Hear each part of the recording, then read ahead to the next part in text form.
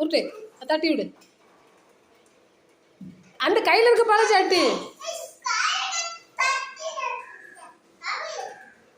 சரி நீ போய் உட்காருப்போ. நெக்ஸ்ட்டு சுபி வா. சுபி அது எரிஞ்சு தட்டு பார்ப்போம். இல்லை சரி அடுத்த பழச்செடி.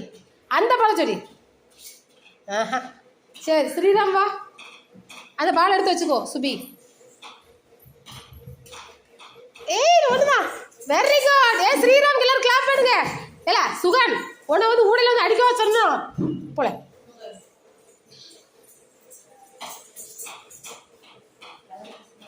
ஆமால்ல